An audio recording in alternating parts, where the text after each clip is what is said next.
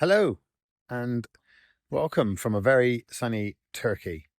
We are currently in Fethiye, which is just on the west coast of Turkey, just a little way from Antalya. But we thought we'd update you and share a little video of a place we stayed quite recently. It was called Patara and it was really quite wonderful. Probably our favourite spot so far. So we hope you like the video.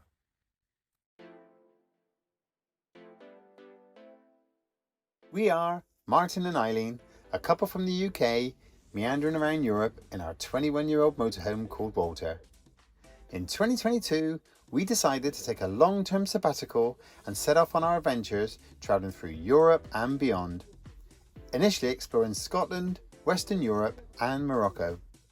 Last year, we ventured to Romania, Bulgaria and Greece. We're currently enjoying Turkey before heading into Albania. Well, that's the current plan anyway. So we arrived at Patara Beach. Down a really rocky road. It was rocky. The town was okay, that was all tarmacked and things, but then as soon as the last sort of mile was a very bumpy, potholey. Untarmacked road, yeah. Untarmacked, yeah. And we do go down quite a lot of those when we're travelling in Malta, don't we? But we always hope that the end result's going to be worth it. And I say to Martin, we're not a 4x4. Are we sure we're okay with this? What do you mean it's not a 4x4? Surely, yeah, we do treat Walter quite badly sometimes, but safely, wouldn't it? Yeah.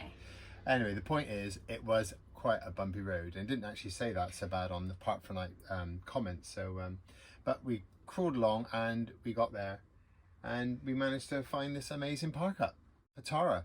I think it says Patara Dunes on the park up because that's exactly where you are at the top. You're at the top of the dunes. Yeah, Patara Beach is a really famous beach in Turkey. It's supposed to be one of the best. It's a 7-mile long stretch of sand and sea, obviously, and then dunes. I think they're the only dunes in Turkey. Sure, but it's 7 miles long, and it's a protected beach, like many of the beaches in Turkey, actually. Protected because it's a loggerhead turtle nesting site. That's right. I think, am I right in saying April to September they come up and lay their eggs. And you're not allowed on the beach between 8 p.m. and 8 a.m. during that time. You're kept well away from the beach, so it's really well organised and lots of security actually. Oh yeah, there were cameras. Where were we parked? There were cameras right by there, and which were remote control.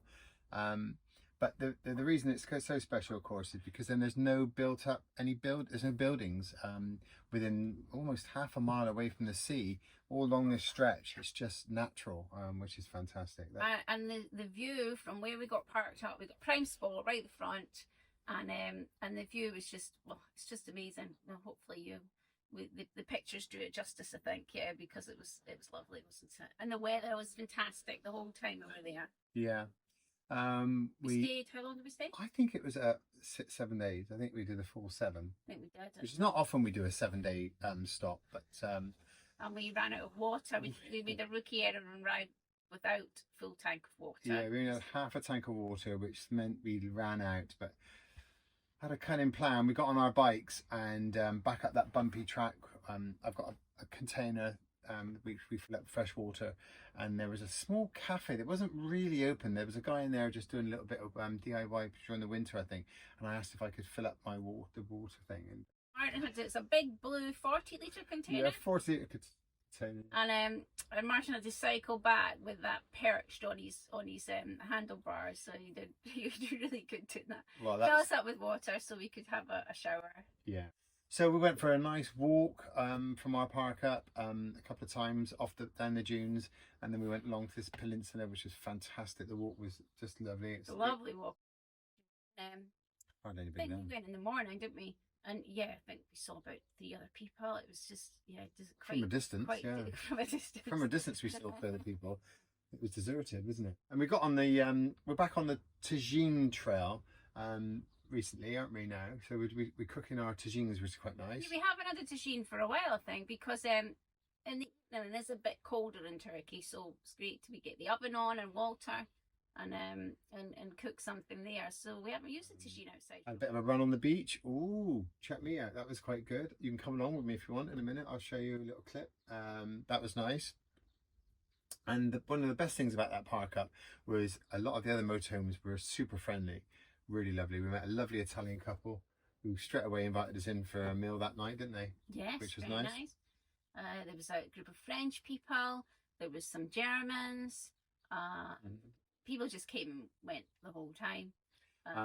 Well, they were an interesting couple, the German young couple, because they are in an overlander, really, not a traditional motorhome like this, a small overlander. And for the last 2.5 years, they've been planning this mega trip, and they are coming from Germany across, and they're going all the way to Thailand, and that's nice. And one of the day before we left, in the morning, I thought I'd get some drone footage, and as I was putting the drone up, it was flying around, the gendarmerie arrived in a police sort of minibus, and 4 of them got out, didn't they? And yeah, they are in Turkey. Maybe somebody can tell us what the reason is. But the gendarmerie all drive, no matter what they're doing, with their red and blue lights, red, blue, red, white, red, blue, red, blue lights flashing.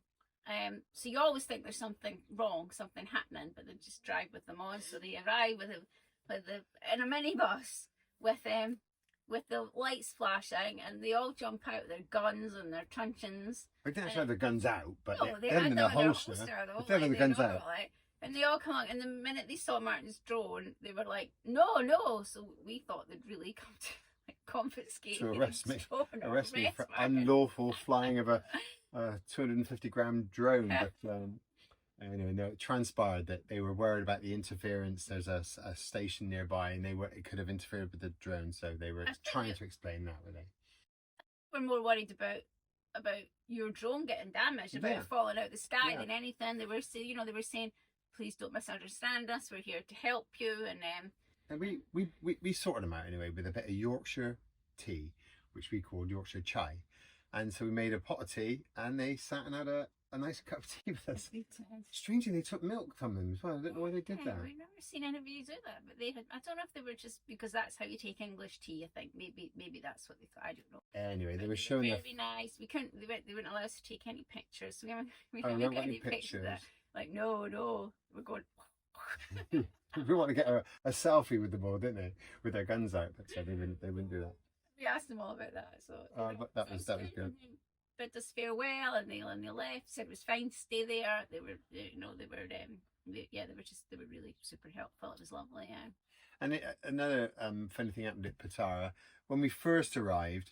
It's always quite important to get the van quite level, otherwise the fridge doesn't like it and doesn't get cool. So we had to go up on some chucks. And as I tried to get on the chucks on the very first day we arrived, I was trying to level it out, and Eileen's giving me all directions and stuff. But our front wheels started spinning, and I started sinking in the sand there, didn't I? And it looked a bit ropey whether we stuck. So I couldn't be bothered to try and see if we were stuck. So for the whole time we were there, we just left it and just pretended we were going to be okay. And luckily, I managed to scoop all the sand away when we decided to leave. And you'd be glad to know we got off. So that was quite good. A bit of a drama, non-drama. We haven't got any pictures. No, we will start to. We might start to do some pictures of that. So, Patara Beach. If you're ever going to come to Turkey, that will be definitely on your list, I think, of a place to stay. We didn't, and although we mentioned the loggerhead turtles, we didn't see any there, unfortunately. One of the people we're speaking to, the Italians, they thought they saw some tracks in the sand, but nobody saw a turtle. But we were very lucky to see loggerheads swimming in another stop that we stayed at called Nemri, and the turtles were just swimming in amongst the boats, and yeah, that was really lovely, special, wasn't it? Yeah. Really nice. 2 or 3 biggish turtles, and yeah, they're really common along this part of the coast.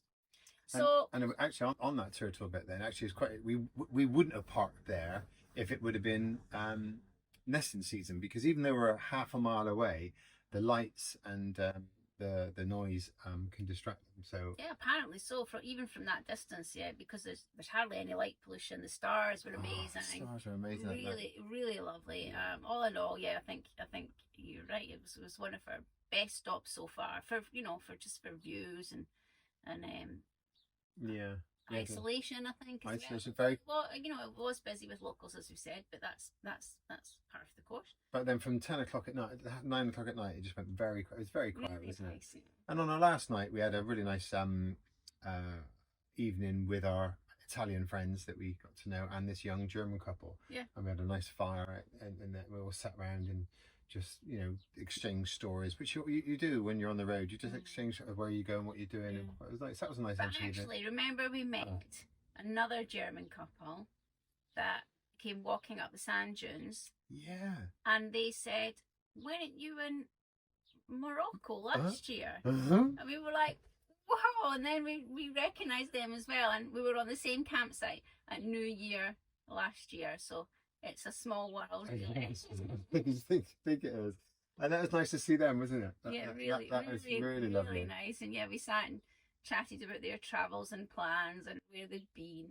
So yeah, so we left Patara, as Martin said. We got off Patara Beach safely. Yeah. And we travelled inland and a little further north to an ancient city ruin, which was spectacular.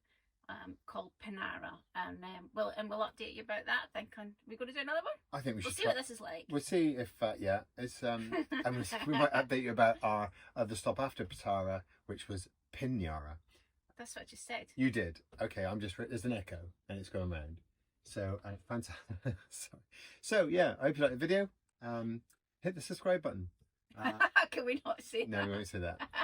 And we'll catch up with you and update you on our travels again soon. Okay.